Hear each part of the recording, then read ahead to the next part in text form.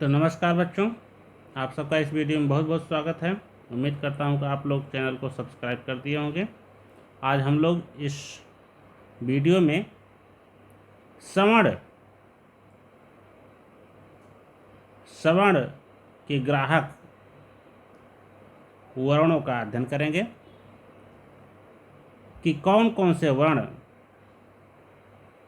की श्रवण संज्ञा होती है, किन किन वर्णों की श्रवण संज्ञा होती है।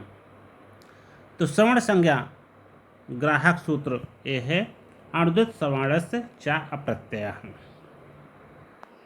तो अणुदित सवर्णस्य चा प्रत्यय, इस सूत्र का अन्वय करेंगे तो हो जाएगा अप्रत्यय अण उदित सवर्णस्य चा। तो इस सूत्र का अर्थ है अप्रत्यय मतलब अविधीयमान अवस्था में। तो प्रत्यय का अर्थ होता है विधीयमान, विधान होना। जो सूत्र में आदेश किया जाता है, जिन वर्णों का आदेश किया जाता है उसको कहते हैं विधान करना, उन वर्णों का विधान करना। तो प्रत्यय का अर्थ होता है प्रत्यय का अर्थ होता है विधान करना, और अप्रत्यय का अर्थ होता है प्रत्यय का अर्थ होता है अविधान, मतलब जिसका विधान नहीं किया जा रहा, जिसका आदेश नहीं किया जा रहा है। तो अप्रत्यय का अर्थ होता है अविधीयमान या विधान। तो जिन अड़ प्रत्याहार में कौन कौन से वर्ण आते हैं? आ से लेकर के लड़ सूत्र तक अड़ प्रत्याहार आ ई ऊड़ा ड़ा से भी बन सकता है, और लड़ जो सूत्र है उसमें जो ड़ा है वहाँ से भी बन सकता है। तो यहाँ पर जो अणुदित सवर्णस्य चा प्रत्यय में जो अड़ प्रत्याहार आया हुआ है, इसमें जो ड़ा का ग्रहण है वह लड़ के ड़कार से है, न कि आयुड़ के ड़कार से, मतलब परवर्ती ड़ा। तो अड़ प्रत्याहार में आ से लेकर के लड़ के ड़ा के पहले जितने भी वर्ण आते हैं उन सबका ग्रहण यहाँ पर हो रहा है। मतलब सभी स्वर और हा, या, वा, रा, ला, ये सारे वर्ण अड़ प्रत्याहार में आ रहे हैं। तो जब अड़ प्रत्याहार के वर्ण अविधीयमान हो, जब इनका आदेश ना हो रहा हो, ऐसी स्थिति में इनको कहा जाता है अविधीयमान अड़। अड़ प्रत्याहार के वर्ण जब अविधीयमान अवस्था में होते हैं, मतलब इनका आदेश ना हो रहा हो, ऐसी स्थिति में अड़ प्रत्याहार के वर्ण और उदित को अलग अलग करेंगे तो हो जाएगा उत इत। जिन वर्णों का उकार इत संज्ञक होता है, जैसे कु, चु, टू, तू, पु, इन वर्णों में जो उकार जुड़ा हुआ है ये इत संज्ञक होता है। तो जिन वर्णों का उ इत संज्ञक होता है उनको कहते हैं उदित। तो कु उदित है, चु उदित है, टू उदित है, तू उदित है, पु उदित है, इन सबको उदित कहा जाता है। तो ये उदित वर्ण। और क्या? तो अड़ प्रत्याहार के वर्ण जब विधीयमान अवस्था में होते हैं, और उदित कु, चु, टू, तू, पु, ये सभी सवर्णस्य अपने अपने सवर्णों के बोधक होते हैं। सवर्ण अपने अपने सवर्णों के बोधक होते, चा और अपना भी बोध कराते हैं। यहाँ पर अविधीयमान जो अप्रत्यय शब्द है, इसका संबंध केवल अड़ प्रत्याहार के वर्णों से है, ना कि उदित से। मतलब उदित जैसे कु है, कु चाहे आदेश हो रहा हो अथवा इसका आदेश ना हो रहा है, दोनों ही स्थितियों में अपने सवर्णों का बोध कराएगा। लेकिन जो अड़ प्रत्याहार के वर्ण हैं आ ई उ री लृ ए ओ आई औ, जो स्वर हैं, और हा, या, वा, रा, ला, ये सभी वर्ण, ये सभी सिर्फ और सिर्फ अविधीयमान अवस्था में ही, मतलब जब इनका आदेश ना हो रहा तभी अपने अपने सवर्णों का बोध कराएंगे। अड़ प्रत्याहार में आ, ई, उ, री, लृ, ए, ओ, ऐ, औ ये 9 स्वर आते हैं। हा, या, वा, रा, ला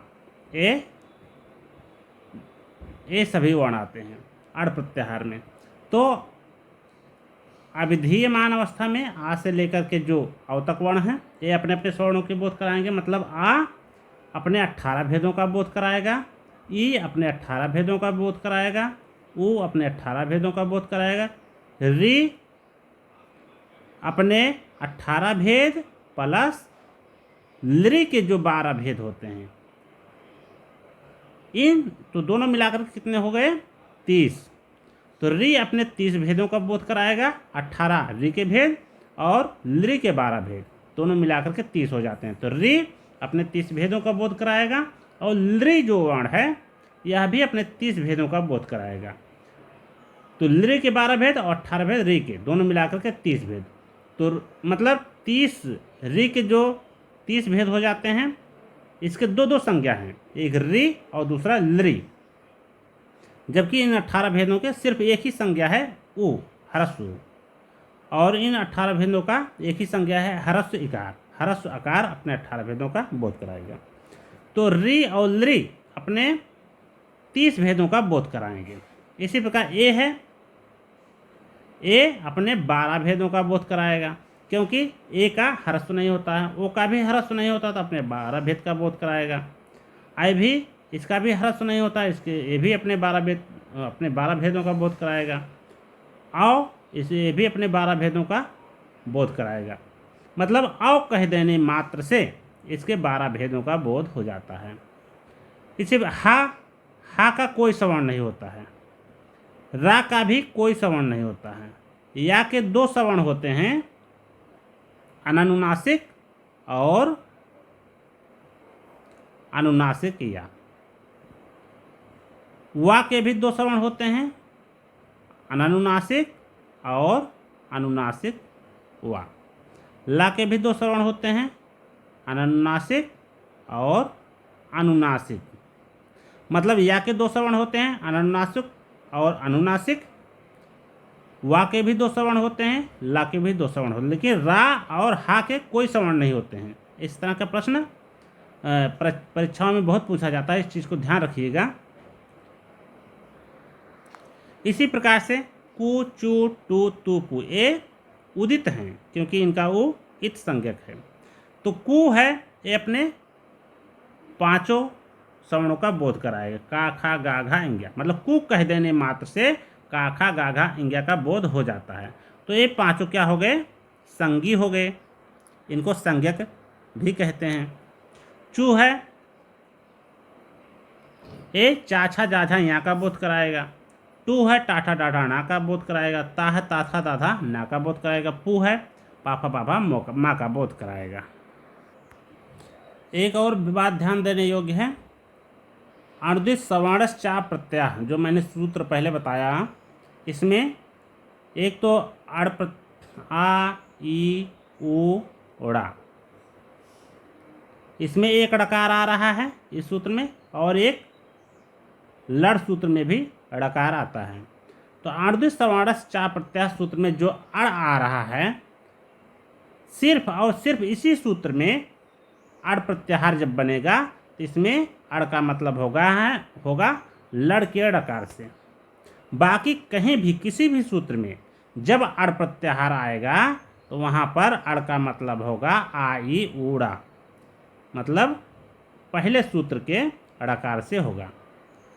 मतलब बाकी किसी भी सूत्र में जब अड़ प्रत्याहार आएगा तो वहाँ पर अड़ा का मतलब होगा आ, ई, ऊड़ा, पहले सूत्र के ड़कार से। और इस सूत्र में अनुदित सवर्णस चा प्रत्यय, इस एकमात्र सूत्र में अड़ का मतलब है लड़ के ड़कार से। ईड़ प्रत्याहार भी बनता है।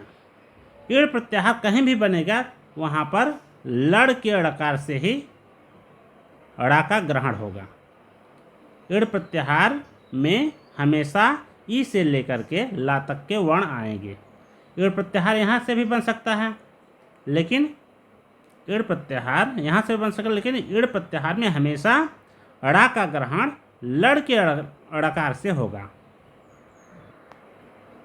इस वीडियो में आज बस इतना ही। इसके बाद हम लोग अगली वीडियो में मिलेंगे। अगर वीडियो अच्छी लगी हो तो आप लोग चैनल को सब्सक्राइब जरूर करें, लाइक करें और कमेंट करके बताएं कि आपको क्या नहीं समझ में आया, क्या अच्छा लगा आज। तब तक के लिए हम लोग अगले वीडियो में फिर मिलेंगे। तब तक के लिए बहुत बहुत धन्यवाद।